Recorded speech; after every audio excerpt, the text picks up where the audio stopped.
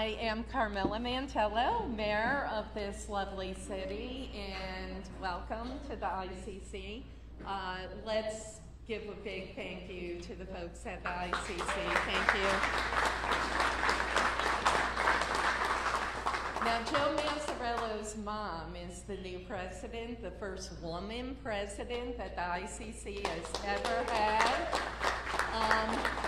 She did offer to bake lasagna. I told her no. Folks would not be hungry. Don't worry about it. But very quickly, we really want to thank all the folks that came out tonight.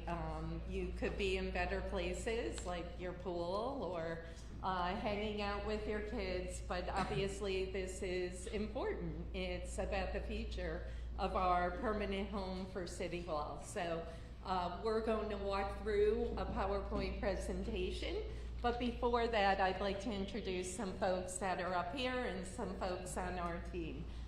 First, Seamus Donnelly, who's deputy mayor, but also he wears a second hat, which is very critical to this proposal, and that's executive director of the LDC. So Seamus, raise your hand, thank you. On our team, before we introduce the other folks, we have Joe Mazzarello. He's doing an incredible job, General Services Commissioner, really working hard with our crews day in, day out, keeping our streets safer and cleaner. Thank you, Joe. Chris Marini, if you haven't met him, he is our new, not so new, city engineer, but he's doing an amazing job, comes from the city of Albany, and we welcome Chris. He's obviously very critical to this project also. Raise your hand, Chris, so folks know. You definitely know the fixer of everything, and that is Kitty Carley. So Kitty, thank you. The folks that are up here with us, also very important, I was going to do them after, but let's introduce some of the city council folks that are here, or council president, Sue Steele. Please raise your hand. Thank you, sir. From District 2, we have Ryan Brosnan, that's the North Central South Lansingburg area. Ryan. From District 3, we have Kate Spade McLaren. District 3 is the Freer Park over RPI area coming down toward Beeman. Katie, if you could raise your hand. My district, also my district. Katie and I could throw football over to her house, which I haven't yet. Aaron Vera, because we like playing football. Aaron Vera, District 4, down here. Thank you, Aaron, for joining us. Also, up here, some really good folks. We have Joe Nicola with Columbia Development, and Joe was the winning proposal out of the 8 proposals, which is why you're going to hear tonight why we chose First Columbia, Joe Nicola. Joe, please raise your hand, stand up. So Joe will be talking a little bit about the history of Proctors, the future of our permanent home for City Hall. Joe is here with the BBL team and the architect team. If you guys could raise your hand, they'll also be a part of this presentation. Thank you very much, BBL and SRA. Thank you. They're a good team. They are. They're a good team. Also with us, we have Jeff Beal, probably wondering why Jeff's with us. So Jeff used to, actually be the Economic Development Director for the City of Troy a couple administrations ago, and then he ended up venturing out onto his own. Developer, philanthropist, a bicyclist who has gotten into a couple accidents. But Jeff actually was one of the folks who approached us when we put the RFP out there, and Jeff said, you know, so this RFP that's going out there, is it really open, and you know, is it really going to be a competitive RFP? We said absolutely. lo and behold, Jeff was part of the team with Joe Nicola that came up with this very, very creative idea. So thank you, Jeff. Thank you. And then next to Seamus, Justin Miller. Justin, very key to this project. He's the counsel, the attorney for the LDC, which really provides us the vehicle for this really neat, creative project. So thank you very much, Justin, for doing this. And then lastly, you're going to hear from Vic Christopher. I asked Vic to represent some downtown business owners, some business owners on this proposal. And Vic, very committed to downtown, very committed to the city of Troy. And Vic is just going to say a couple words how he feels about this proposal and the domino impact that it can have, not just on the downtown, but the city of Troy as a whole. So thank you, Vic. So very quickly, my part, I'm going to kind of give you an overview of why we chose First Columbia, where we started out. And if we could hit the next slide, Alex, you will notice the community meetings, which I'll talk about toward the end. And please do note that that last community meeting will be an open house at Proctors, and that will be in August, and we're hopeful that a lot of folks will turn out for that. So real quick, where did this come from? We all know it didn't happen overnight. It wasn't, a last minute thought. I've been talking about this since I've been council president. I was council president for 8 years, as many of you know, and I was very fortunate to be elected as your mayor. During my term as council president, I saw our 5th floor, which was supposed to be temporary 14 years ago, as a temporary solution for City Hall. And we all saw that. If you speak to the owner of Headley, First Columbia, they'll tell you that this was supposed to be a temporary solution. Unfortunately, it grew into a permanent solution. It was something I was very passionate about during my council presidency. I ran on it, it was a priority, and I consider it a mandate in that so many folks did turn out and said, Carmela, we want you to be our mayor, and this is something that we feel should happen in terms of a permanent future City Hall. On the 5th floor right now, we are paying over $750,000 a year, and we'll get into more of the financial. When we put the RFP out, we put a number of basically criteria that had to be included in those proposals. So out of the 8 proposals, we had financial, obviously. Will this make financial sense in terms of not being just a temporary city hall, but a permanent city hall that is going to save taxpayer dollars in the long term?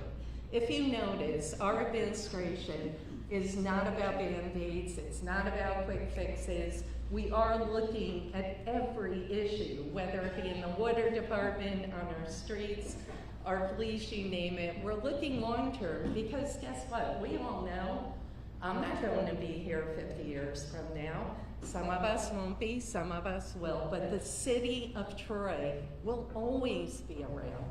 So we have to start looking at projects. We have to start thinking more long-term. So whether it be a short-term, long-term goal, yes. So the 5th floor at the Headley building served us in a short-term capacity. It's now time to take that turn. So in April of last year, we took that turn. As promised, we put out an RFP. We had criteria in that RFP that included financial. Will it make financial long-term sense? Because you and I know that $750,000 a year, that's going up, up, up. It's not going to stop at $750. We started out at $400 14 years ago. So we know that that bill it's going to go up, and we're renting a floor. We will not ever want to own that floor. We want to own a permanent home for a future permanent city hall. So the RFP included the financial, included parking. Can that proposal include parking not just for city hall employees, but for visitors, et cetera, and folks needing to do business at City Hall? Number 3, square footage. We asked for square footage anywhere from 30,000 square feet on up to 40,000 square feet, I believe, correct? Or did we stop it at 35? 20 to 30. 30 to 40. 30 to 40. I thought I was right. So 30,000 square feet to 40,000 square feet. And then lastly, yes, I truly believe that permanent city hall brings pride to the city, but that was not the number one goal. The number one goal, financial, and then yes, let's build that pride back. When folks go into the 5th floor, A, is it accessible? B, if you don't get a spot right out front of the Headley building, crossing that street can sometimes be very harrowing. To the point where, if you recall, Jerry Ford was at a council meeting and actually got struck by a car in front of that building. So saying that, we did look at parking, accessibility, we looked at user-friendly, all of those issues combined. And then lastly, the economic revitalization to the neighborhood. Whether the ICC was mentioned in the RFP as one of the spots. Will that proposal revitalize that neighborhood? Will it revitalize not just a block, but a corridor potentially, a full neighborhood, etc.? Let's just say Proctors, at the end of the day, we narrowed it down to 2, and approximately 3 months ago, or my gosh, it feels like 3 months, but a month ago, we announced Proctors. It checked all of those boxes. So after narrowing it down to 2, we chose Proctors because Proctors fulfilled all of those boxes and more. When we looked at the Proctors proposal, it not only fulfilled the financial, the parking, the permanent home, the economic revitalization that's going to happen not just in the immediate block, but north and south, going all the way down past Manneries. And then lastly, we have the opportunity to save an early 1900s theater. What you're going to hear tonight, in one part of Proctors, you're going to hear the investment that took place by Joe Nicola RPI to the tune of over $7 million. We are purchasing this for 1.8. Joe's going to talk about the investment years ago that RPI and Columbia Development took to preserve, to stabilize this historic structure. In one part of the building, you are also going to see how offices have been retrofit by Columbia Development and RPI to turn 2/3 of Proctors into offices. Those offices will be City Hall. The theater will be preserved other than the inside of the theater, which you'll hear about also, a box in a box. So basically, in the theater, you will see an assembly hall that will be utilized for event space, for city council meetings, for community gatherings, community meetings. We've already talked to Kathy Sheehan, Historical Society, to the Capital Region Arts Center, Liz Rees, about how we can literally show folks through that box in the box, which will have windows actually showing the inside of the theater. What you will also hear tonight is what has been preserved in the theater to date. Everything from the stage, the ceiling, the lobby, which will have an entrance and someone there who can point folks where to go in City Hall. The garage behind Proctors, we have done an assessment at the parking garage. There is over 110 spaces any time of the day. And yes, there are a number of permits out there. Those permits are not all day, every day. They fluctuate throughout the day. Ample parking. What we are going to do is connect the garage to the back of Proctors with an awning, and the alleyway will get an upgrade, the parking garage will get an upgrade, the elevator will be fixed, and that will connect to the back of Proctors for an entranceway into City Hall and into the Assembly Hall. What else? Alex, maybe next slide. Location, as we were talking about. A thriving downtown is critical to any city. And yes, you know, I talk about it all the time. Our neighborhoods are key. Our neighborhoods, we're working day in, day out to revitalize, whether it be house by house, block by block, street by street. But saying that, this corridor now will see new life into that corridor with City Hall moving into Proctors. So A, like I said, financial, you're going to hear about in a few minutes, the LDC folks, and Joe Nicola. And then secondly, as I mentioned, parking. Third, we're preserving a theater, retrofitting offices, plenty of office space. And then lastly, the economic revitalization of that corridor, not just to the block itself, but north and south. Bus routes, obviously on the 4 major CBTA, stations, bus routes, the walkability, obviously a critical factor looking at City Hall to ensure that's walkable, to ensure that it's pedestrian friendly, that it's user friendly, that folks are able to get from the garage to City Hall, ample parking, connectivity, and etc. Alex? The parking, as I mentioned, you'll see a picture here, and you'll notice the garage on the right, the awning connecting the back of Proctors with the garage.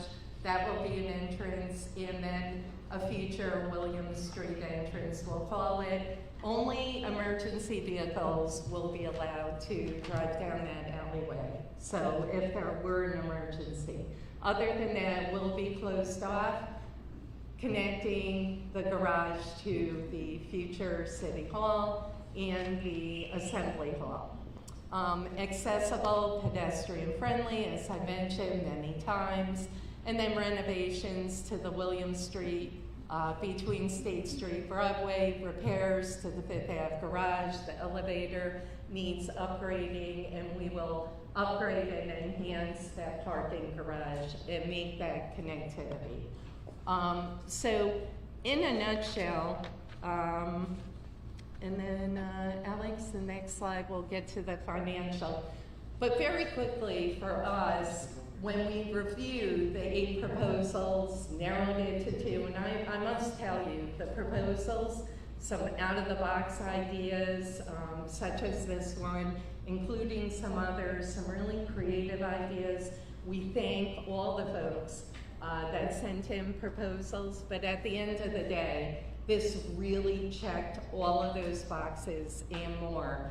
And quite frankly, you know, Shane, when he discusses this, he'll tell you also, we never anticipated Proctors as being one of those proposals. It really blew us away. It combined so much and more.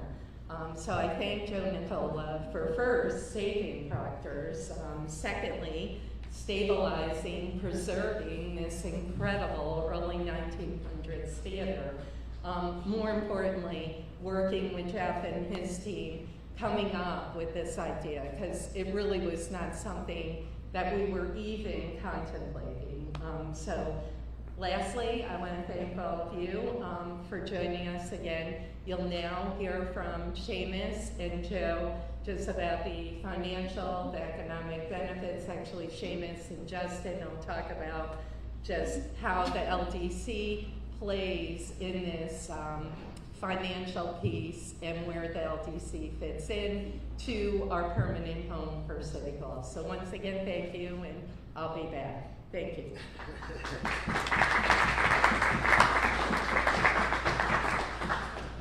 Thank you, Mayor. Before we get started, too, I do see our LDC chair out in the crowd. I do want to introduce Jeff Betts. Thank you. Another crucial part of the LDC board of this. Thanks, Jeff. Thanks, Jeff. Just to, the mayor had noted a little bit of coming down to this proposal, and it is an interesting, one day I get a call from my friend Jeff Buell and says, what exactly are you doing with this RFP here? And I said, look, part of it's going to be that in hopes that there are ideas out there that aren't on our radar, that aren't top of mind of everybody, like, for example, this building here that have been mentioned many times for a city hall. And luckily the ICC is doing a lot better these days. Thanks, Ms. Miz, and everybody. But the RFP did exactly what we were hoping for, because the two finalists that got drilled down to were two that weren't on the radar at all, Proctors being one of them. To be able to have an opportunity to preserve and save this beautiful building and give City Hall a new future permanent City Hall, like the mayor said, is really something.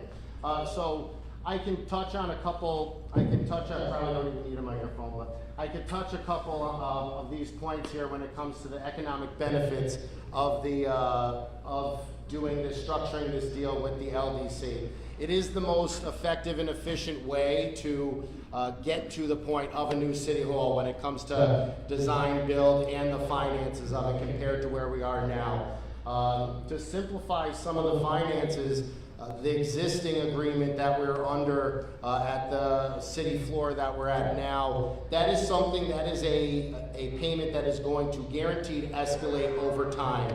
What that amount is isn't guaranteed, but we will see that continuously to increase over time. And this new future permanent city hall deal is something that is going to decrease eventually over time as well, because of some of the items noted up above. So you see here there's space for community meetings and events. Not necessarily that breaks into the finances, but as you know, a lot of familiar faces in the audience here. You're all very active members of our community.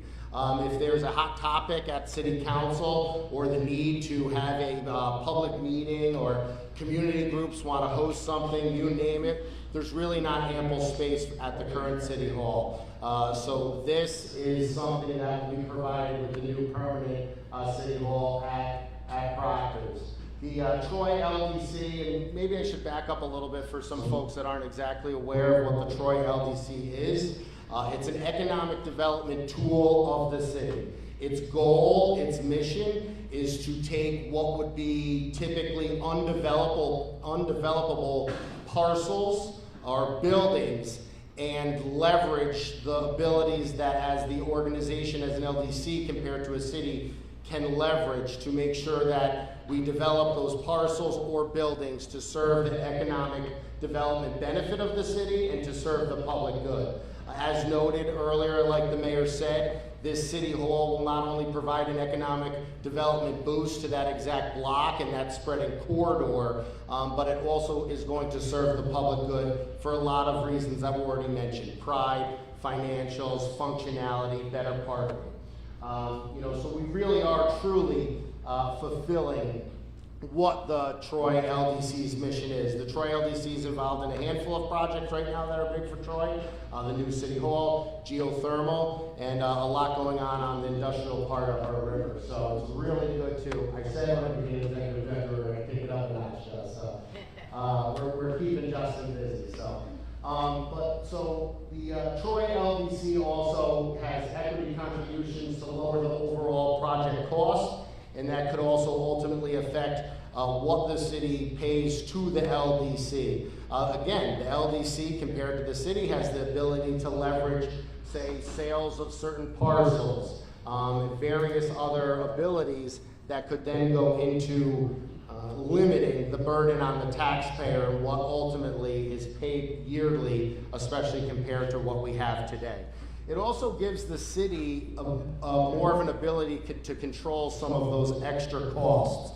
Currently on city floor, we pay and contribute towards various things that we don't get use of.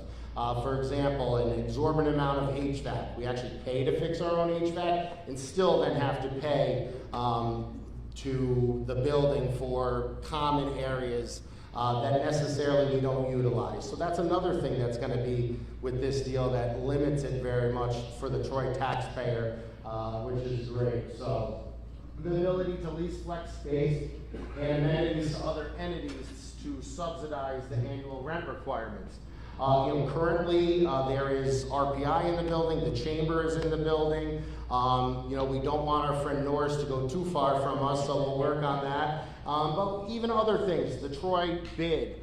There's other small, nimble organizations that could really utilize this space, and that would be, again, more revenue that could get thrown into ultimately what the Troy taxpayer is contributing towards our annual cost of being in the new permanent hall. The city really doesn't have the ability to do that. Again, the LDC, being the nimble organization and having the ability that LDCs do, we can do that, which is a huge benefit for the Troy taxpayer. So economic development along the 4th Street corridor.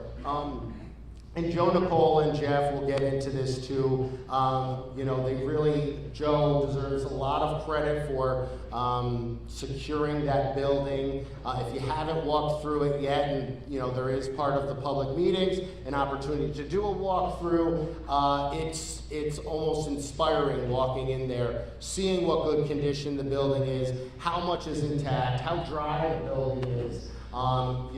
Solid foundation, solid roof, a lot of solid bones, and it arguably has got to be one of the most beautiful buildings, the exterior. We have a lot of those of Troy, a lot of those types of buildings in Troy, but it really is one of the most beautiful buildings in the capital region. So to keep that, to continue that stewardship from the city, RPI, to Joe, Nicole, and Columbia Development, and now the LDC in the city is really huge, because 20, 50, 100 years from now, when the city of Troy will still be here, we've seen it happen. We really don't know what would end up happening to that building. So this is also part of really saving this building and utilizing the TLDC to manage risk and ensure timely delivery. Again, this is the most cost-effective and efficient way to get from design build. As you know, we will be in this building on January 1st of 2027. We will actually be in there before January 1st of 2027. So going through utilizing LDC for this tool is another way that we really can get the job done when we need to be. As folks know, the current agreement that we're under, a notice had to be given and a certain time frame was selected in that agreement, and this will fulfill that the city will be getting out of city floor in time for the new and permanent city hall. I don't know if I get anything else. But yeah, this again, when coming into office, the mayor wanted to see the LDC get utilized in another fashion instead of just being an organization that might have been sitting a little dormant. This is something that we now are utilizing this tool to the benefit of the Troy taxpayer. So it's really good. Thank you. Thanks, Shane. Thank you. Thanks, Seamus. And toward the end, we'll talk about next steps. And as Seamus mentioned, I think I pretty much know every single person in this room, and there's so many partners. And as mentioned, this involves the local partners, our nonprofits, and obviously our private sector partners. And when we narrow down the proposals to the two, as Seamus mentioned, as I mentioned, we really never anticipated looking at Proctors for a city hall. Joe Nicola with RPI saved that theater, that historic theater that, you know, has welcomed so many folks throughout the world, and we're so thankful for that. But say that, Joe Nicola, Jeff Lee. Thank you. Good evening, I'm Joe Nicola with Columbia Development. Is it better with the mic or without? With the mic? Okay. Without? No, I'm good. I can have this, it's good. So a little bit of history before we get into the timeline, because Jimmy Durante in 1961 was you know, the last big show that I think that Proctors had. But if you go back, the city of Troy actually owned this building. I don't know if everybody knows that. They took it back for taxes. And from that, what had happened is they couldn't afford the upkeep, the maintenance, because it's devastating, it's unbelievable. And if you want to ruin a building, just let water, the freeze-thaw cycle, go for a few years and you'll see anything come down. Anything, it just doesn't matter. So the city, RPI was a very, very good steward. They bought it from the city of Troy for $1.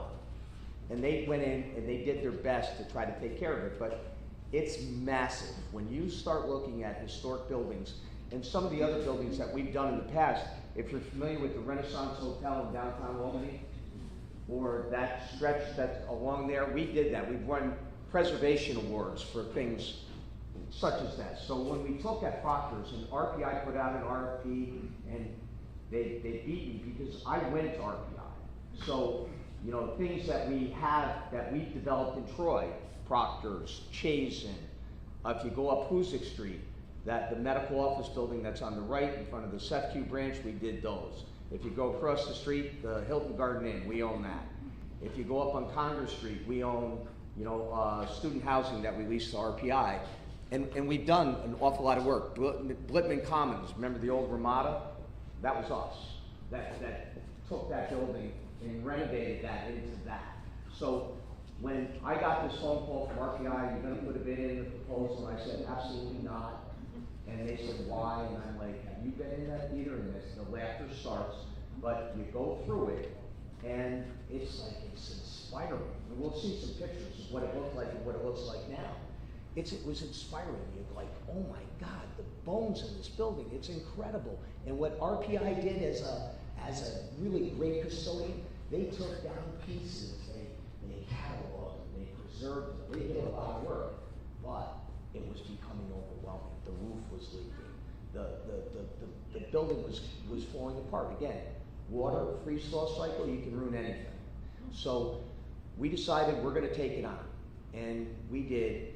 And boy, there was a lot of sleepless nights in our office, because it wasn't so much about the tenants. RPI was a good steward. They came back and they were a tenant. The chamber came back, they were a tenant.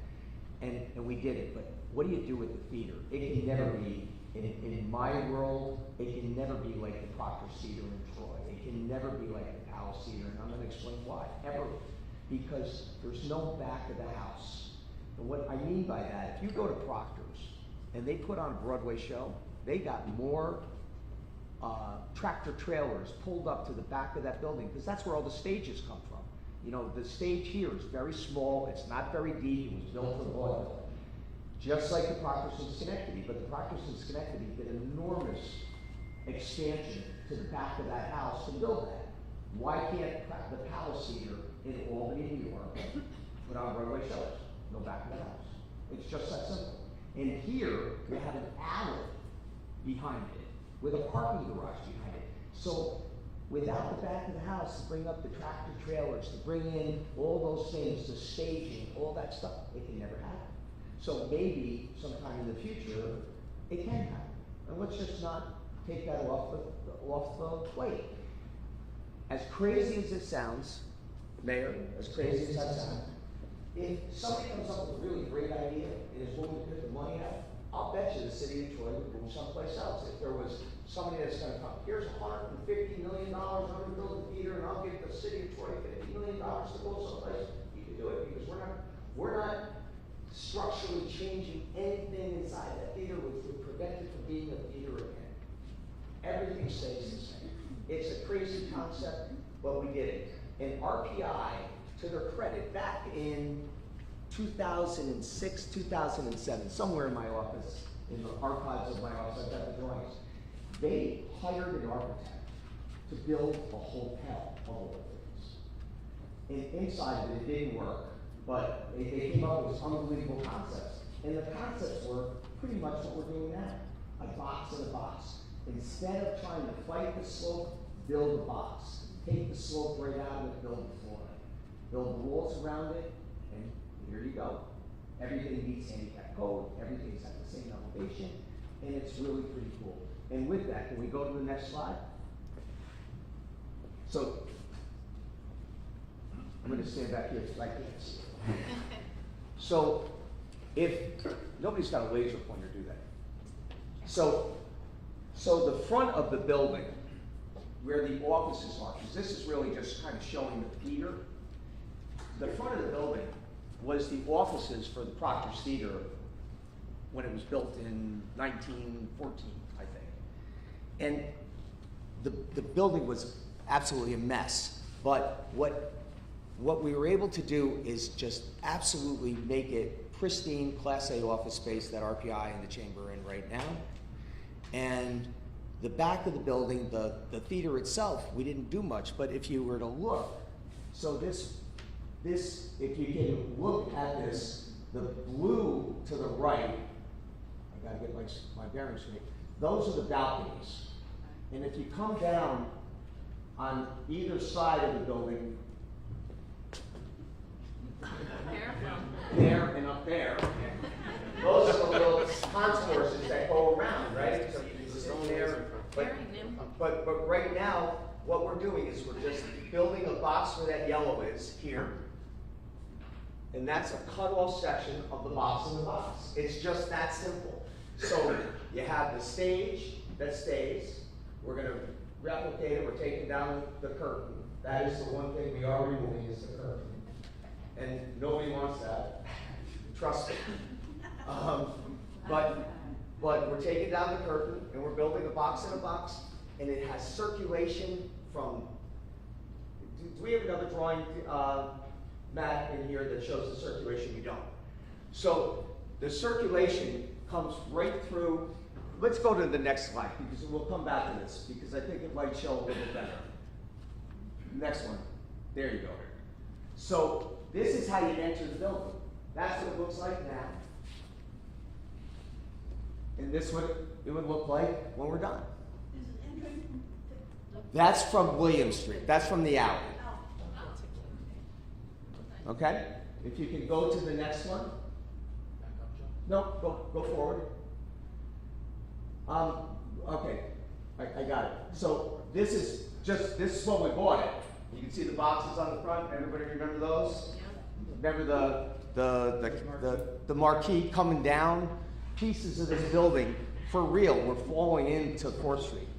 The terracotta was literally coming off and exploding on the street. So we had to go and fix everything. And we fixed it. New roofs, new mechanical systems. We spent more money on the outside of that building than I care to even tell you. Just to keep it, I'm serious, you know, and replacing gargoyles. My gosh. But we did it. So let's go back 3 slides. Okay, go to that one. We'll just do this. This is, you know, just our idea. That's a picture of what the building looks like currently, and this is what we would, you know, it's an artist rendition of what we have now. But when you see what it looked like before, it was there. So we can go back a couple. We can enter this building through three ways, 4 ways. On the alley, there's 2 entrances. One entrance, the mayor showed you, there was a canopy that came across. There's another entrance up a little bit that ties into the historic lobby. You go back. And that ties into the historic alley down here. Up right here. That's where the lobby would be. This would be the main entrance that the mayor showed you with the canopy that goes across to the garage. There's an internal corridor that goes all the way through to 4th Street, and then to 4th Street, we can come in through the lobby And you walk down, you saw what that picture, you walk down that arcade, and you walk right outside, and it is spectacular, it's amazing. I mean, this is architecture that will never be built again, because nobody can afford to build it. And the way that it's built, it's unbelievable. But that's how they built them in 1914. They can't build them like that today. So we're constructing, you know, the assembly hall, the public meeting rooms, that's all there. That's in the theater. The offices are all in that front office building.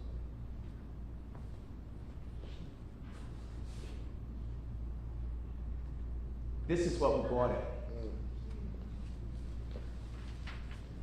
That's actually a pretty good picture of what we took, because it was a lot worse than that in places, a lot worse. And that's what we made. Go ahead, one more. Nope, there should be one more picture like that, isn't there? Go back one. What's that? You have the rendering. Yeah, it's the same thing. It's when you go in the building, the bones of the building, the mayor said it, the bones of the building are incredible. The problem is see all this stuff? That's from the water freeze-thaw cycle. Gets in, freezes, pops right off the building, and the pigeons just stop. It was ridiculous. But it's all cleaned up, it's all done. We've put so much money in preserving this theater, it's ridiculous. From air conditioning to electrical systems to the roof to the exterior walls to seal everything up, the foundation, you know, just to make sure everything's watertight, because that's the big thing. It's watertight and getting some temperature in that theater a little bit. It doesn't have to be 70 degrees, but it has to be 50. And that's what we've done. So a lot of the money has been spent. You walk in the theater and you go, oh my God, you should have seen it when we got it. Seriously, it was crazy. But we've been very, very good stewards. We've spent a lot of money. This, although it sounds great, is a simple build. The office is already done. It's done. It's going to be refreshed. It's going to be built to the city specifications, but you don't have to have a big imagination. You can walk through it. The theater, you have to have a little bit of an imagination, but it's just so easy. You put a floor down, you go in, you build this big, beautiful conference room area, this assembly hall, you put it there, you put the stage in it, and you can just see it. It's just going to explode. And we're going to have viewing windows that go out so you can see what the old theater's like. You may not like what it looks like, but it's because it's like looking at the Titanic. You know, you look at that, and that's what it looks like. It looks like the Titanic, but it's pretty cool. It's pretty cool. Thank you, Joe. Thank you. Thank you.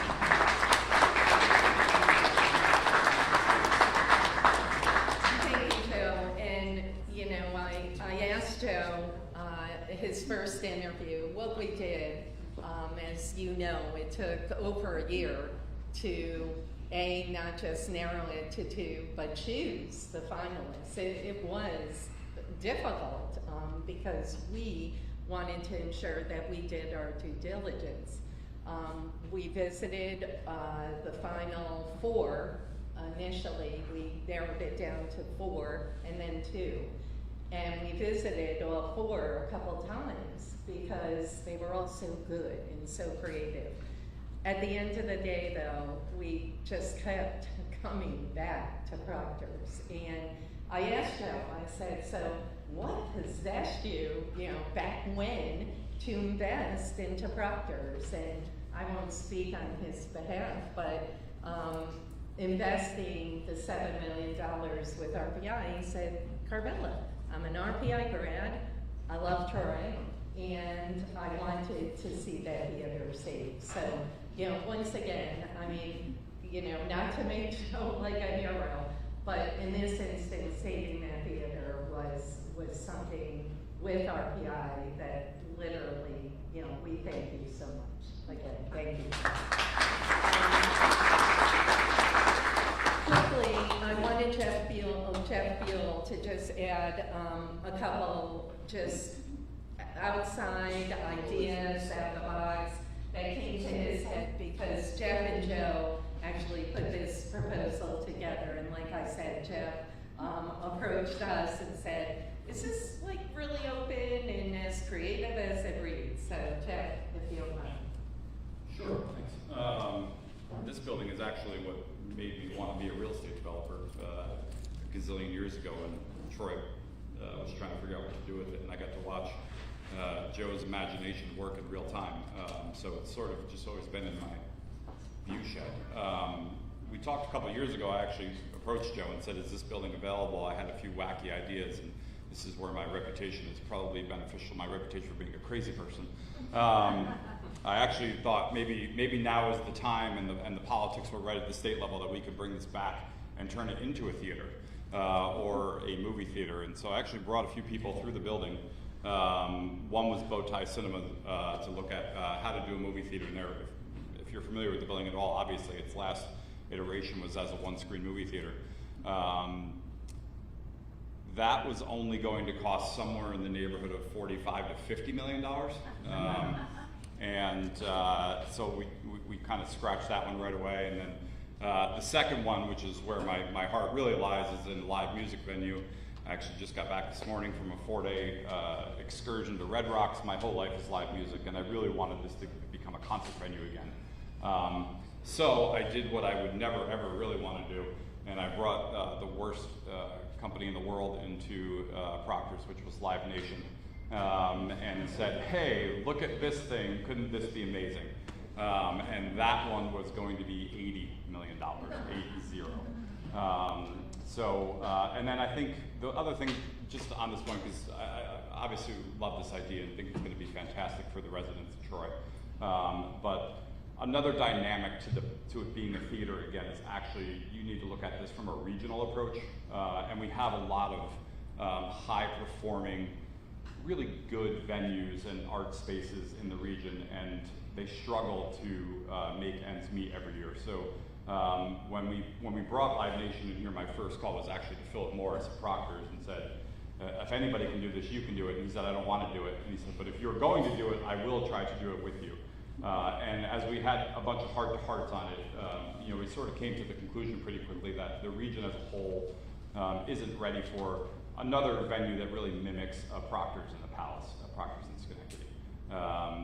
There's not enough to go around. Things aren't booked solidly enough. And even if you did have somebody that wanted to write you an $80 million check, which I do hope happens one day, Joe, that would be fantastic.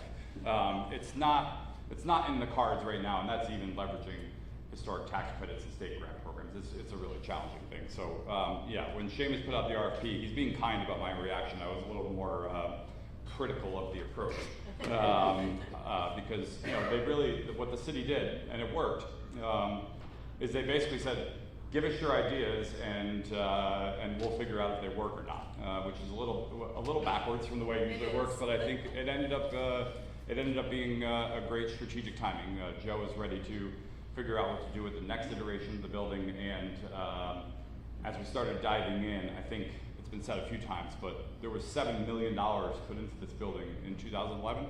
I can raise my hand and say I actually wrote the grant with one other person in the city of Troy to get the grant to do some of the work way back when. And so the idea that the city can buy what is 20,000 square feet of finished office space for $1.8 million, those numbers are really good. And then you get into the construction of the box in the box and the long-term sustainability. There's some really great venues. Looking at Suzanne in Brooklyn, they did a venue where they preserved it, and Joe said Titanic, which maybe is a little, it's accurate. It's also scary when people hear it. But if you can preserve the nature of the building, it is beautiful in its decayed state right now. And you didn't give yourself enough credit for when we first walked in there 15 years ago. You weren't stepping on the floor; you were stepping on 6 inches of droppings. And if you walk in there now, it feels like it just shut down a couple of years ago, other than the curtain. So I think it's very exciting. I think it's got a lot of boxes that it checks, and then as the numbers begin to bear fruit, people will see it. It's a really good strategic move. Thanks, Jeff. Thank you. Thanks, Jeff.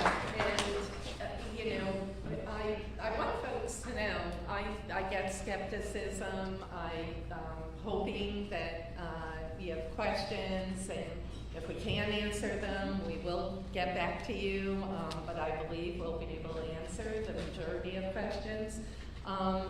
But, you know, I will tell you, working throughout the state, I've worked for, as many of you know, various governors, not just Republican, both sides of the aisle. I've traveled the state, Albany to New York City, all the way to Buffalo.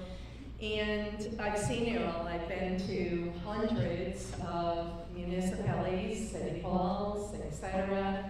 And the one thing, I worked for a state senator, and he's from Yonkers, and he came up with a couple of folks to visit me after I won.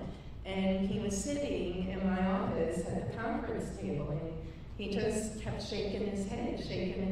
Finally, I said, Nick, you know, Senator, well, what's the matter? He's just like, I cannot believe that this is your city hall. Saying that, yes, this is a lot about pride. This is a lot about long-term. It's financial. It had to make financial sense. But for us not to have a permanent home of City Hall and just kind of cog our way through with a fifth floor that has paper directing people to offices, that's not us. That's not Troy. I'm born and raised in Troy. We're better, and I know we are, but obviously it had to make financial sense. Also, the economic revitalization, I must tell you, all of the proposals, maybe minus one or two, minus two, revitalize the neighborhood, the corridor, etc. But this one really knocked it out of the park. It really did. And I know people, you know, were thinking of maybe other places. I will tell you, a couple of the proposals were brand new construction. That's upwards in the $20, $30 million range. So just financially, even though it looked appetizing, I love my Hudson River, I'm gonna miss that $700,000 view. But, you know, we are all about long-term saving taxpayer dollars, at the same time economic revitalization. So Vic Christopher actually called me, and he said, Carm, I'm in 1,000%. This is not only going to revitalize this corridor, but it's going to domino into other neighborhoods and other sectors of our city. Vic Christopher, thank you. Thank you. Thank you, Mayor. I want to talk about the revitalization of Troy, and every single person in this room, except for those guys I don't know over there, have played a part in some way. And I think in a lot of ways we have been like waving the victory flag, but I think we've all seen fits and starts. I got here a little over 20 years ago, and it seemed to me around 15 years ago, a lot of it was the people in this room kind of hyping up, hey, Troy's a great place to work and live. And it was a lot of putting the cart before the horse before we saw some real outside investment. And then 10 years ago, we started to see a lot of buildings get redeveloped in our downtown. And right before COVID, it seemed like we had more momentum than any other city around here. And then boom, COVID hit. So there's been a lot of fits and starts, and momentum has been elusive. We haven't really spiked the football yet, but I think that we're close. I think that we're closer than ever. The Business Review earlier this week had two articles. One was about the RFP process. If you read that one, it's clear that this was by far the most logical proposal, made the most sense. And the other was about 2,300 plus apartments being developed right now or in the pipeline, in planning, or going through zoning. And I did the math on that. You can't really predict what this stuff is going to cost, but I figured these were 10 projects with an average of around $20 million. We're probably looking at in excess of $200,000 of outside investment in the city of Troy. I don't think we've seen that type of growth since the Industrial Revolution. I mean, is there any other time period that, other than right now, what's pending? So we're looking, I believe, at a very bright future right in front of us. This city hall could be the icing on the cake. One of the things I don't like about this city is that everybody has very strong opinions about things and then they end up fighting over everything. And we've seen that, we've seen that happen in terms of preventing progress with projects like One Monument Square and the lawsuits get filed. And when I actually talked to Mayor about another site that I like for City Hall, and the Mayor said, I think you're gonna like this one a lot. So I have my own ideas too, but you know what? This is a good one. This is good enough for us all to get together and push it over the finish line together. And I think this is a moment for us all together in this room to come together and work to make sure that this thing happens. Thank you. Thank you. And if anyone knows Vic, Vic is very opinionated, so there was no pushing Vic or anything. Like Vic said, Vic called me with an idea of another site, and I'm like, I like that. I think you're going to like this better. And lo and behold, here we are. I did want to mention one thing, and I want to thank the LDC chair for reminding us, but Philip Morris does have a really cool proposal that started about 3, maybe 4 years ago when ARPA came about, and that is, they call it the American Theater. Many of us know it as cinema art. But over $1 million of ARPA money is into the project, but Philip Morris is looking at, I believe, a $10 million project when complete about there. But stating that he is in the process, and he recently received through zoning approval for the marquee, which he's replicating back to the original cinema art, or American Theater, because some folks don't like the cinema art name, but stating that he's looking at like a banquet hall theater type of, like music, things to that nature. So that is in the works. It's not happening as quick as we would like, but once again, as Vic mentioned, as Jeff mentioned, COVID kind of stalled a number of things and delayed some things, because this actually started before COVID, and then ARPA money came and we appropriated $1 million toward the project, but that is in the works, and that's an exciting project. Additionally, I just wanted to go through quickly before we get to Q&A, just the timeline. As you notice, this is one of our first of 3 public engagement, public input. The second one will be a week from today, and that'll be at the Lansingburg Boys and Girls Club. We thought we would do it geographically. And then the last one will be in August, and that'll be at Proctors. It'll be an open house. So that should be a really neat public engagement. Additionally, we're meeting continuously with staff.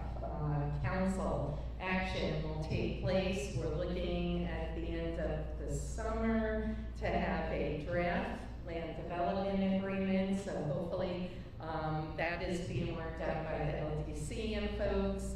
And then we're looking at least sometime this fall. Construction, the proposed construction is the end of 2025, which will go through 2026. And our goal is to be in before or on, but it'll be before January 1st of 2027. November 1st. We're having turkey there together, Joe. Exactly. Joe's saying Thanksgiving. Or the board, screw the turkey. 2026. It's a tight time frame. Some people have, contacted me and they're like, is this doable? But I think folks now see that the office part literally needs retrofitting. I don't think a lot of folks knew about the office part of Proctors.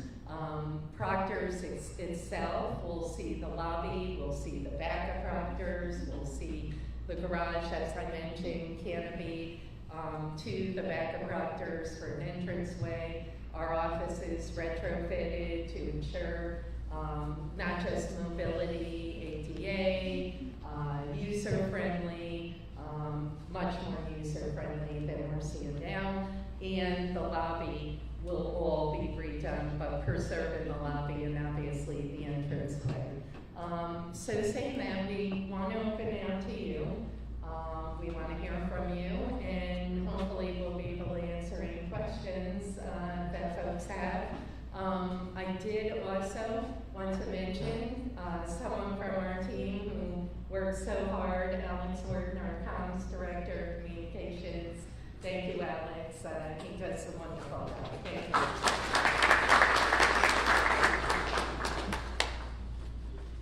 But I think I hit all the points, and now we'd like to open up to you. And I know Jerry can't wait to endorse it and say I'm all in. But Jerry, please, yes. Okay, so, yes, I'm really excited about this. And you've got all these wonderful offices. Use microphone, please. Yes. I'll use my stage. That's Troy. That is Troy. I love it. Jerry. Those offices used to be the Troy Conservatory of Music, where I took piano lessons. So there's a lot of office space. Also, WTRY was there. So it seems like there would be adequate space for City Hall. I'm really excited that the theater is being preserved. And I have to give a shout out to a committee that was formed, was it 15 years ago, Joe, that went around and did petitions and everything else because we wanted to save that theater. There were plans to do, other things to the theater which we didn't like. But the community came together, signed the petitions, and thank you, Joe and RPI for putting that money into preserving our theater. I have a couple of questions. One is, if you can't drive down William Street, I live, my garage is on William Street. So will you reroute it, so redirect it so I can go out my alley and go around instead of having to go around several blocks to get down Fifth Avenue? We'll make sure that that's addressed, right, Chris? Right, Chris? We'll build a ramp.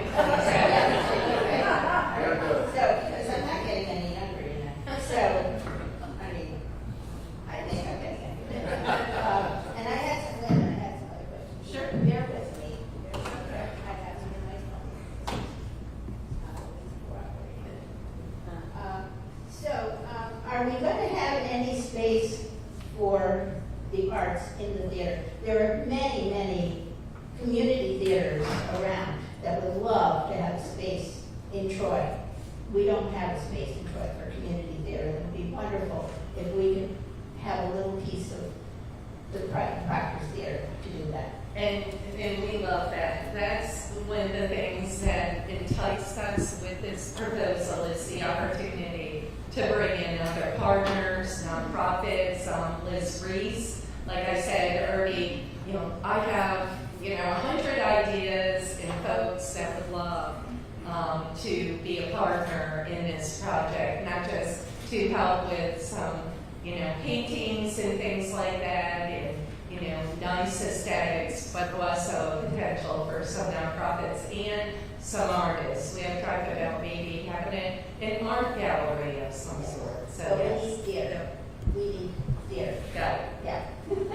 Okay, and so the other is, what is the construction boom going to be like, and what effect is it going to have on the other historic buildings in the neighborhood? As you know, there have been some issues with other projects that have had detrimental effects on some of our fragile, old, historic, wonderful architecture. So just want to be sure that there's no pile driving, no kinds of terrible things that are going to make our buildings shake and fall apart. And you have to realize that the majority of the work's already done. A lot of the office building is done. So the work that we're doing, when we go into the theater itself, we'll be removing some chairs, but other than that, it's just normal construction. There's no drilling. There's none of that. Like when you're digging for foundations, when you're banging heavy equipment, we're not going to have any of that. Great, thank you. I appreciate that. And the other thing is some of the money that's going to be used, some of that, the $6 million that Joe Bruno gave when they tore down the other place, the other city hall, Are you using any of the money that you're bringing in? I have no idea where those monies are. How long ago was that there? Sherry, if you can find that money, we'll use it. Well, I know what happened to it, because there was $6 million for City Hall. Not aware, but if there's $6 million, we haven't found it. I love $6 million. But Senator Bruno, The bottom line, I think is a very exciting program, and I am, 100% behind it. Hopefully everybody else will be too. Thank you. And thank you. Thank you, Terry. Thank you. Thank you.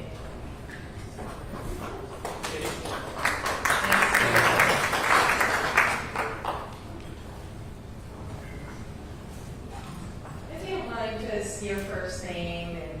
Yeah, sure. Hopefully the mic doesn't get out on me. Hi, my name is Amelia. I have a couple questions. My first question is, I just don't think this was said specifically. I heard $1.8 million.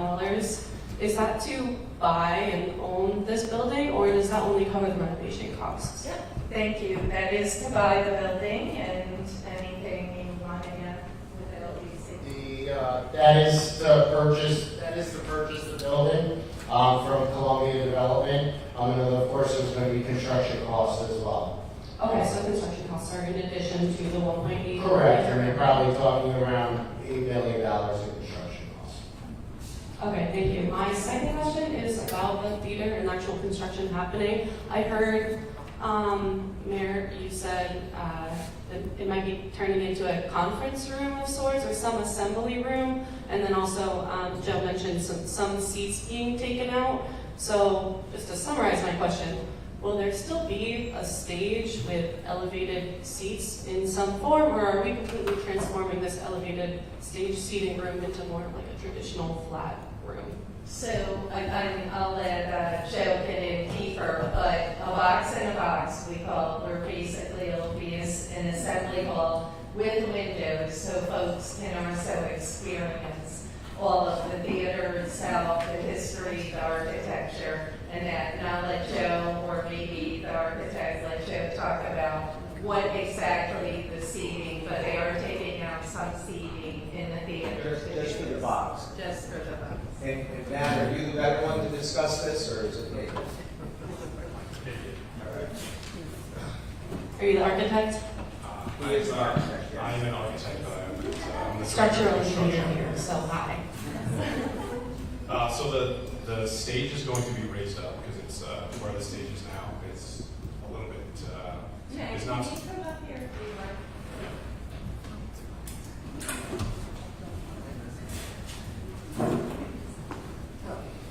So there will not be a traditional stage in the new conference room. It'll be more like a traditional city council hall or assembly hall. So it'll all be flat, but it won't be a stage anymore. Where the stage is now wood construction. It's a little bit dilapidated from years of not use and neglect, right? So everything built new will be non-combustible construction, raise the floor up, and then it'll hit the existing ramp. So some seats will be gone, some will be able to be seen through some of these windows. So you'll have a very large, flat space. What's that? So someone was saying that there's no more theater. I think you were saying that there. Well, if you think about the theater, it's got a severely sloped, doesn't meet any ADA codes, built in 1914. They didn't have any of that. If you went down that and to take the slope out of it, make it handicap accessible, what we did is it's just, if you can think of it's just like a little bowl. All we're doing in that bowl is just putting a flat floor right off it as it comes. Meets that. Underneath it's going to be empty underneath. And in the future, if you ever wanted to make it a theater again, that's what you do. But that theater currently as it exists couldn't be made in any fashion to meet any kind of current codes to this. Sorry. Hold on one sec. Are you all set? Yes, thank you. Okay, yep, thank you. I'm sorry. I'm sorry, I thought, I got from the conversation that, I thought you said that the stage would be preserved. The location of the stage. The location of the The stage, stage is preserved. but not, The location of Proctors is very concerned. That's very true. But the stage itself, if you went there, since 1978, water's been getting on that building until we bought it. Oh, I'm clear. It's rotted out. I'm not arguing, I'm not. I'm trying to clear up the point because I I think think maybe I misspoke. I apologize. But it's the stage itself it's like the curtain. It's just the curtain's got to Just go. clearing it up. Yep, it's okay. I apologize. So there's no community theater.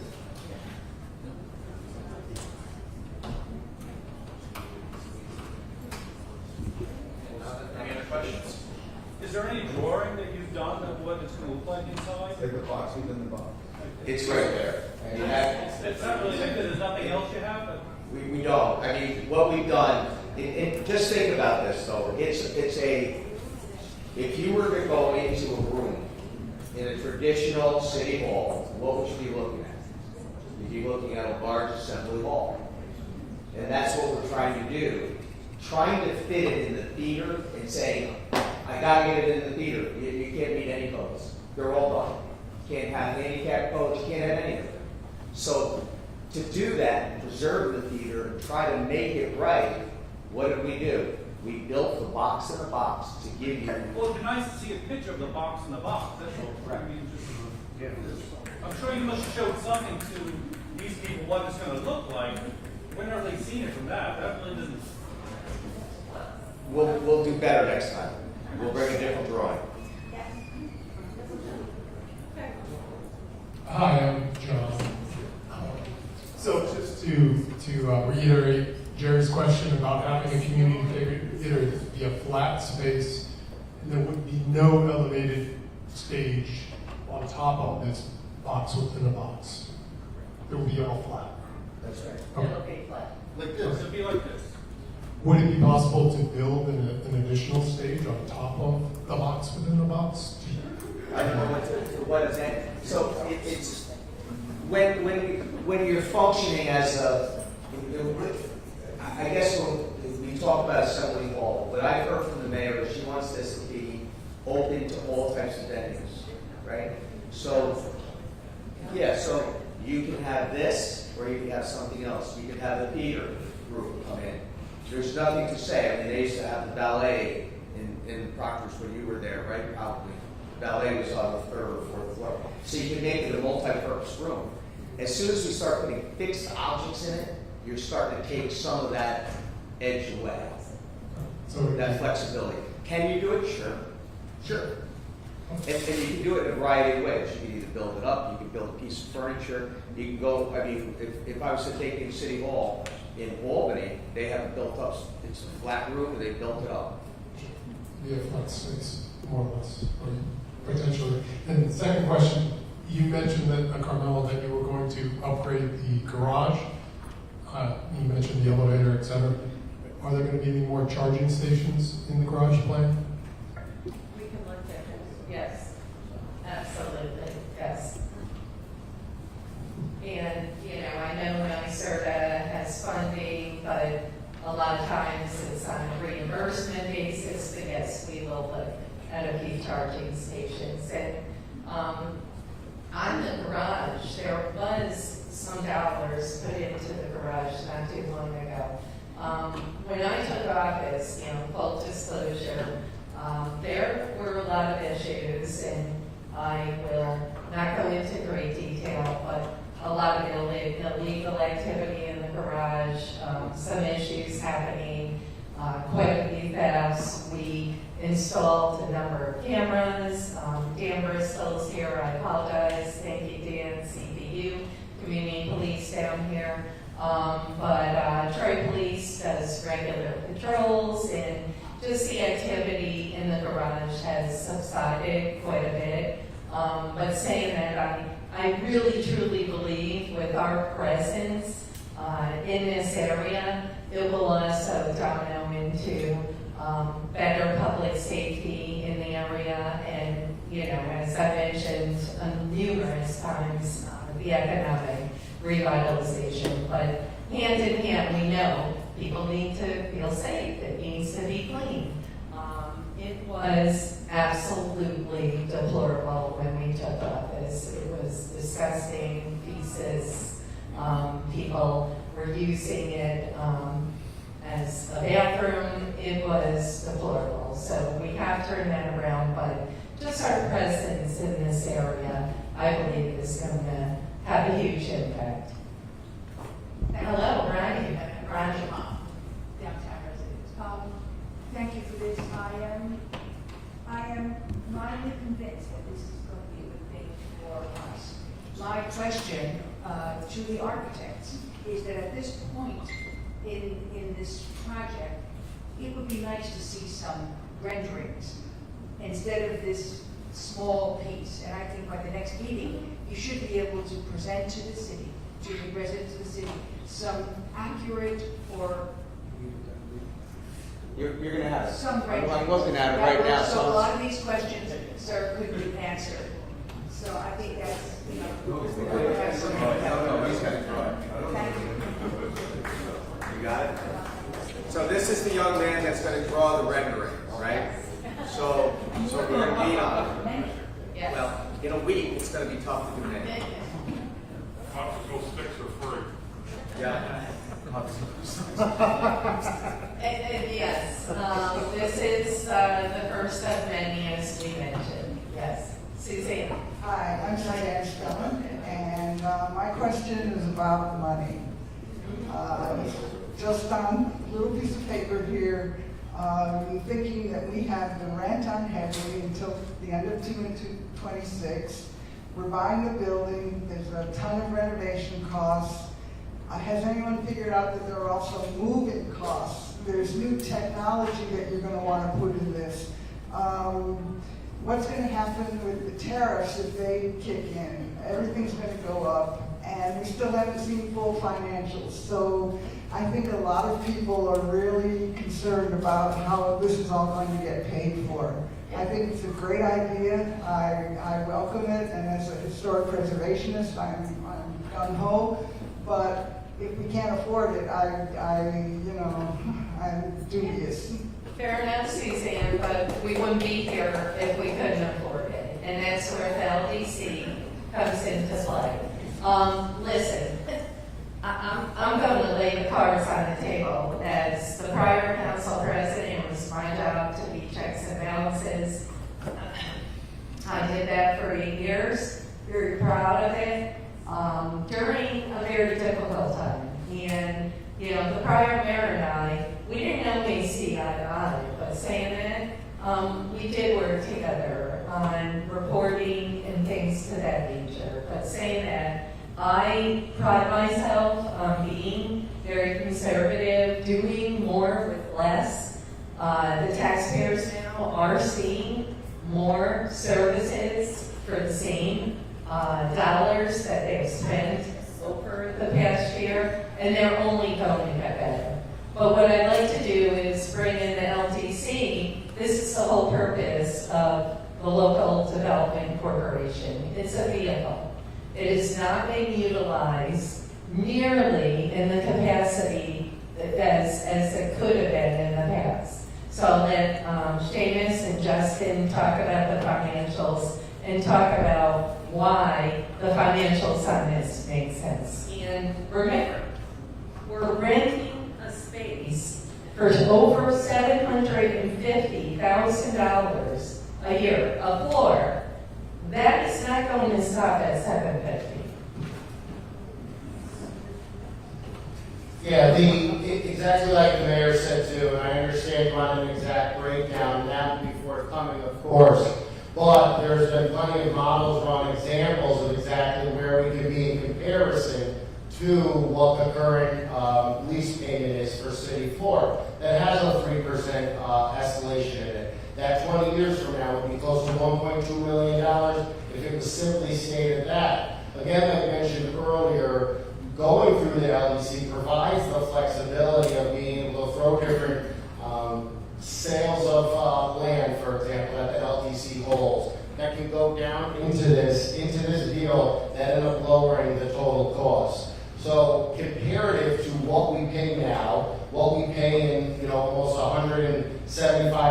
$176,000 in CAM charges for things that we don't utilize, like mentioned. We have more control now, seeing that this is between the city and the LDC it being an arm of the city. So, I mean, they're not to shock anybody, but there's not going to all of a sudden be a $25, $30 million price tag on this to do it. It has to make financial sense. The city of Troy has come a long way in its finances. We actually just went to bond, did wonderfully there. And, you know, we've come a long way. Nobody wants to turn that around. You know, we have a thin and tight budget with exorbitant costs, pension costs, things like that are constantly going to escalate that we can't control. We can't go from paying the $750 or so thousand now to all of a sudden double the amount. So it has to make financial sense. It will make financial sense. The council will take multiple actions on this, and all of that information is forthcoming. But Suzanne, to put a little at ease again, there is so many items to this that could lower that cost to the taxpayer every year by utilizing the LDC, like mentioned before. So we're not going to be in a situation that we're paying more than we currently are. And like stated earlier, that pain and that burden will continue to decrease, where the burden is most certainly going to continue to increase without any improvements, functionality, pride. I think, Josh, do you have anything to? Yeah, I'm Justin. How you doing? Some of the points that I've written down and wanted to emphasize a little bit, you know, why do you use the LDC? Things like on time, on budget, no change orders or escalations. Wouldn't that be great in a municipal project? I say that tongue in cheek, but the LDC has the ability to work with Columbia to fix the price of the project and avoid things like tariffs, avoid things like cost escalations that are going all over the place. We can lock in a project, and the exact price is a little bit TBD, in as much as this is the start of a public charrette process where we're going to listen to the public and also work with Columbia to come up with the exact finishes, where every wall is, where every desk is going to go, where every piece of wiring, every new technology needs to go. That will all culminate in a fixed price, and there'll be no risk or no escalation on that. And to be able to execute that within the next 17 months is going to be a Herculean effort. And if you can imagine going through a traditional municipal project, the risks that are associated with that, the change orders, the whoops, those things are going to be avoided and help the mayor and help the city collectively execute on this in a timely way. So that's one of the bigger advantages of using the LDC as a tool and to help control the cost and control the risk of the project. You know, this is why we're here. We envision that's why we're having these public meetings. You're not going to hear the same public meeting in Lansingburg. It's going to be based on what we're talking about here. You know, what are folks asking for? What, you know, regarding the box in the box and renderings and financials, etc. But saying that, literally, the work group, I want to say, has already met twice. Seamus, as LTC director, deputy mayor, so also he has already worked on the moving costs. We are working with Joe on the actual offices, how many square feet, just to give folks an idea. So we have about 80 some odd folks right now working on that floor, and folks from all different departments visit City Hall from time to time. The parking garage will have designated employee and visitor parking, so stating that there will already be carved out parking for the employees, for visitors, for folks who have to hop in City Hall, DPW, DPU, codes, etc. So we literally are thinking of anything and everything that would be associated with this permanent move. Yes? Hi, Mayor. Stephen Nichols. I've got to say I'm pretty excited about this project, the central location, its walkability, the transit accessibility. I'm very excited about it. I do have a couple concerns. one is sort of process. Will as a matter of transparency, will the public have the opportunity to see the other options that were not chosen and sort of the decision-making, the documented decision-making process? And then the other question I have is, I'm trying to square the huge price tags that were talked about with the other renovations, the other forms of renovations, $80 million, really large numbers, with what's proposed here. Obviously, we're not talking about the work, but then it sort of leaves me wondering, so what does that mean once the city owns it and we're not touching those other things? Does that mean liability down the road when those portions that we're not touching degrade further? So just those two things I'm just sort of hoping to get some clarity on. The first RFP went through an RFP process just like other RFPs, stating that we used a score criteria, as I mentioned, in terms of what was listed in the RFP, stating that we, the transparency, we're here. We're talking about it, etc. How did we get to the final two? As I mentioned, we used the criteria in the RFP to base our decision. Stating that we plan, as I mentioned, to have more public meetings. The City Council will be acting on the draft LTA, the Land Development Agreement. The City Council will also, and the LDC, have to pass both the LDA and the actual lease itself.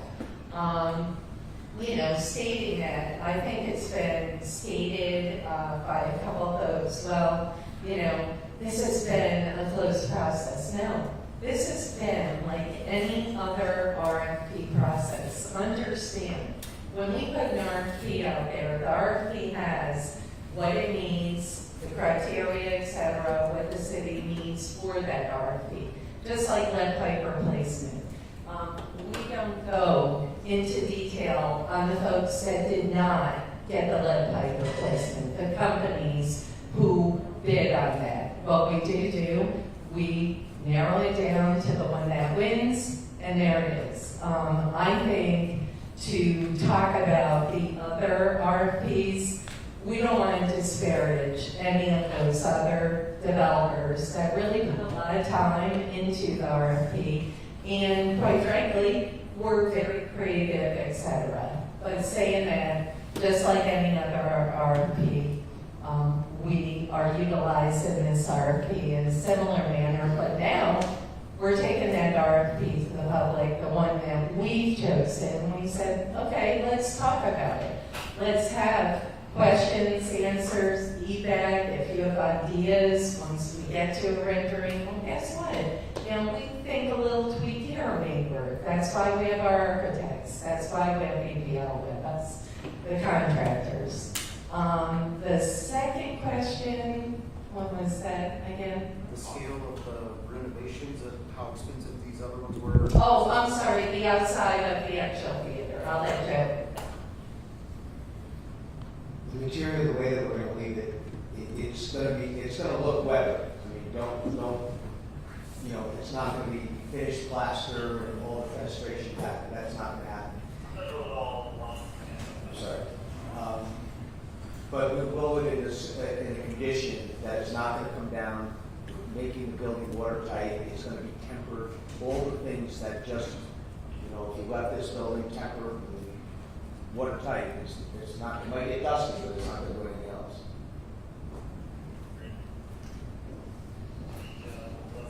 Other questions and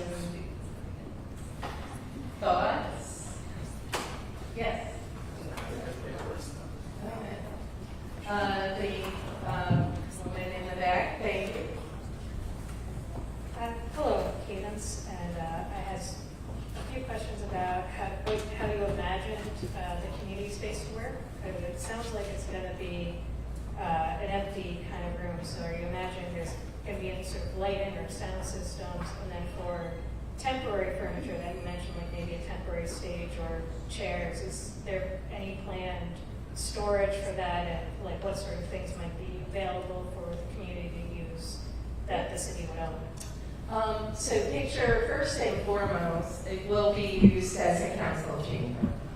So the Assembly Hall will have that flexibility to be a council chamber, to be an event room. The box in the box that we call it, it's not just going to be a room like this. I think folks are, and we will get better, I should say not just better, but renderings of the box in the box. But stating that it will be used as a city council chamber. It could be used for art displays, things of that nature. Additionally, we see the box in the box as potentially offering other nonprofits some space if they were interested in renting some space at that particular assembly hall. So the other thing too, I want to make it clear, we're trying to be as open as possible to keep that flexibility. We don't want to, per se, box us in either. We want it to be open, to be flexible, because maybe 10, 15 years from now, somebody has an idea to add upon that somehow in terms of the inside of it. So we want to make it as flexible as possible. Additionally, I'm not sure if Omid's here, who's head of our BIS IT, but he was here earlier. We have also looked at technology. The technology that we have now on the 5th floor, I can tell you right now, my personal printer and others in our office do not work because the network there is so difficult. We have a TV. The TV is constantly going off because of the network. So we are also looking at the IT and just down the road.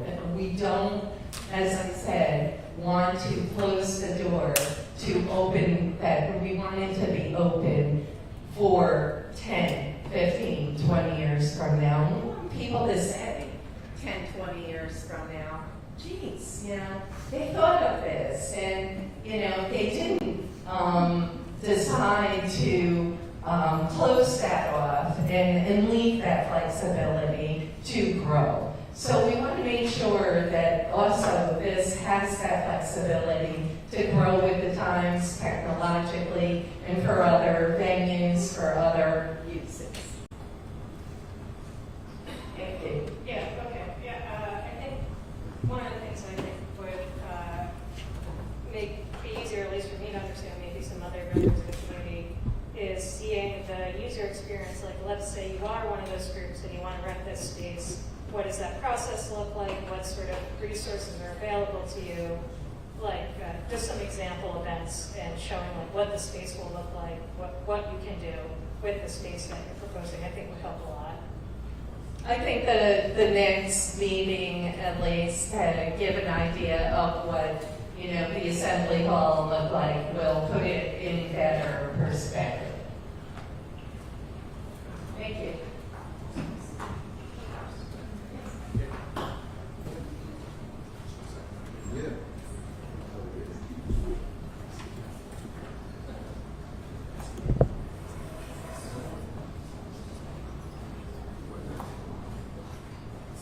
That's okay, it was a marathon. Okay, first, I just want to make sure I wasn't being opposition. I was actually just trying to clear up about the stage. I am excited about this project. I think it's the most beautiful building in downtown. I'm excited it's going to be preserved. I'm actually excited that RPI is a part of that. I do have to say though, I'm a downtown resident, and myself and several members of our building and several businesses had collectively asked me to speak up for them and email you twice. I never received a response. I spoke to you in person. Nothing ever came of that. And then all of a sudden I see about, wait, may I Let's finish? be fair. I didn't get to finish. What did you ask me in person? I do not recall meeting you. I'm sorry. That's okay. Okay, you guys were outside celebrating with ice cream, right outside of the current city hall. I walked up to you and I started talking about our corner on 4th Street in Congress. I know you're gonna act like it didn't happen, but We now have walking beats. I'm sorry. We have walking beats in that. I know that's kind of my comment. You asked for questions and comments, thoughts. You said, and I'm here giving thought, and there really wasn't a question in the air. Is that I'm commenting that my thoughts is that. So we digress, can we move forward, please? Can you let me finish speaking? Thank you, and then we would digress. Thank you. So it seemed to be that when I came speaking up for my community right there really wasn't any change. And then I got excited because I started seeing the officers on the beat. I started seeing them out there, but it seemed to be in direct correlation to you guys moving to the deputy mayor living in our building. It seemed to that's when the cops started showing up. So it just seems very coincidental that they started showing up at 4th and Congress when that happened. That's my comment. Thank you, thank you. Oh, and the parking lot. This is a question. Is the parking lot just for City Hall, or will it be? Okay. That's it. Thank you. You're welcome. Anyone else? Yes, Derek. Awesome. Thank you. I just have a quick question. So, just to clarify, will the beautiful elements of the theater be preserved? Will they still be there, or are you going to discuss them? We're not touching anything in the theater. Okay, so that will all be there. The boxes, the beautiful proscenium, everything will be there. The boxes, all of it will be there. And you gotta remember, the condition you're gonna look at. Yeah, right. Okay. So with the windows, is that going to be kind of like a museum? A museum that will be observing the beautiful old theater, Correct. but it's intact. And, Correct. and someday down the road, maybe we can do something with it. Yeah. Once I come into my billions of dollars, in my old age. Okay, thank you. I just wanted to clarify that. You're not old. Just so the community knows that our beautiful theater is still going to be intact. Thank you. Yes, and just if folks couldn't hear, Jerry wanted to make sure that the theater stays intact. The answer is yes, minus just the area that we spoke of. Thank you. Carmela, will the slideshow be on the website for us, for people to be able to look at? Yes. Is that like a closer look at that? Absolutely. That would be great. Yep. Thank you, Marie. Thank you. Anyone else? Thank you. I don't want to hog the mic. I hope that everyone has had a chance to speak. This is a historic structure, as we've all said. I'm curious, has SHPO been involved? And if so, have they signed off on the box in a box? SHPO's involved, but I'll let you direct that one. We anticipate that question. That's the State Historic Preservation Office. So the State Historic Preservation Office, just so we're clear, approved our building when we renovated this, we went through SHPO, right? And as it was pointed out here, I probably had one of the worst ideas back in 2009 or 10 or 11, because I wanted to demolish the theater. And I think people took up positions and papers, and they went around and said no, right? So we went to SHPO. The beautiful thing about this, what is SHPO protecting? They're protecting historic properties, right? We're not touching it. We're absolutely not touching the property. So when they look at it, listen, the Wellington Row and the Renaissance Hotel, if you want to talk about how crazy SHPO can be, but they are, but it's to make sure that it's done in historic. If you're touching it, you're going to do it in historical fashion. We're not touching it. And SHPO will be involved, they will sign off, but the preliminary conversations that we've had with SHPO, it's like, what are you doing? You're not touching anything. And as long as you're not touching it, and it can be repaired and restored, if we were knocking down things, that would be a problem. We're not. So we don't have anything in writing yet from SHPO. We're To go to SHPO, we have to have full building drawings and show them exactly what we're doing, the materials that we're using. We're months from that. Okay, thank you. Mayor, has the city's financial advisor and our bond council been involved in this arrangement with LDC? And They have signed off? They have been included in every conversation, including our corporation counsel, Greg Morrissey, bond counsel, and financial advisors. Justin is in constant communication. Proctors has a pilot with the city, IDA. How is this project going to be affecting that pilot? Sure, that's a good question, and you're on board, and it's always great to work with you. That pilot was applied for and granted to the Columbia Development for the Columbia Proctors project, and in particular to establish the office space and stabilize the theater. When the LDC acquires the building, that pilot needs to be wound up. And right now, if I recall, it's around $15,000 a year, $20,000 a year, maybe max in terms of pilot payments. That's right. So the tax implication here, the City Hall project doesn't involve taking a swath of taxable properties or taxable buildings down and having a net loss of tax revenue. There's very little impact in terms of long-term tax revenue on this building because of the relatively small amount of pilot that's associated with it. Well, that brings me to, we're great minds thinking alike here. The next question is, what do you pay in taxes for the building, and what will that loss be now that it becomes a nonprofit and it comes off the tax rolls? It's off the rolls now with a pilot payment that's around $15,000 a year. Aside from the pilot, there's nothing, there are no tax implications at all? Or any special districts really, maybe some water, but I think it's pretty nominal. Will we be able to maintain the, you mentioned permits in the garage.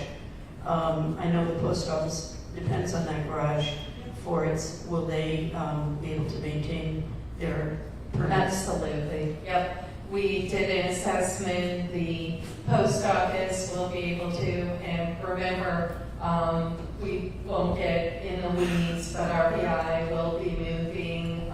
They had decided to make that move before this announcement.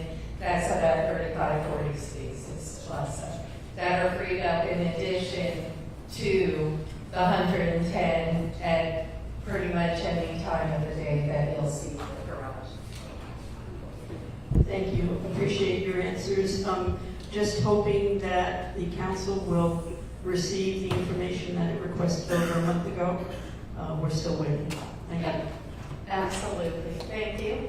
And I'm going to start closing if all are okay. I know some folks started emptying out, but I really want to thank all of you, whether you're in support, not in support, still have questions. This is the beginning of something historic, but more importantly, this is the beginning of our conversation. It's going to evolve from here. As mentioned, the next public meeting will, I apologize, I'm trying here with this mic. It is annoying. But the next meeting, we're going to incorporate some of the questions that were asked here. That's why we do this. We're here. This is not about me. This is about us. This is about the future of our city. And I'll say it again and again. This is not to convince you, but Troy's going to be here long after all of us. We need a permanent home. We need a home that makes financial sense, and we need a permanent home that displays us, Troy, residents. Born and raised here in the city. I have made no bones. I've had no secrets of my mission to find a permanent home for City Hall. I've been super transparent about that from day one on the city council to join.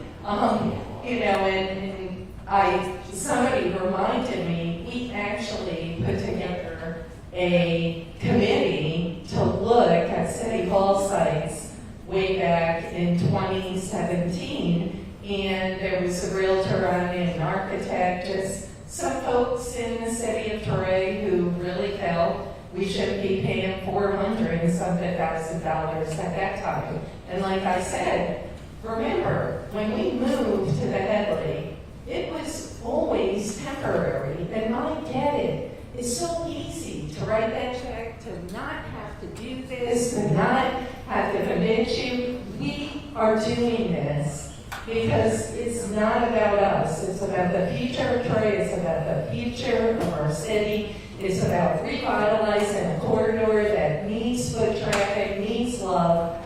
This is the answer, folks. And we want you to be a part of this. We're going to continue this discussion. And we really want to thank the folks, you first, that are here tonight, took the time out of your busy schedule. And I really want to give a shout out to Steve Riddler. You're doing an amazing job with our second to none waterfront, our market that is just crushing it. 15,000 people every Saturday.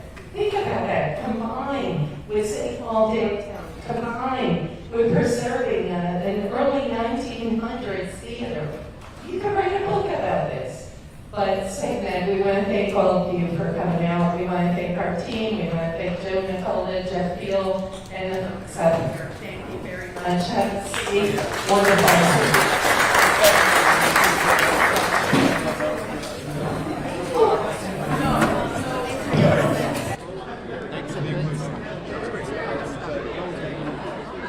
It's a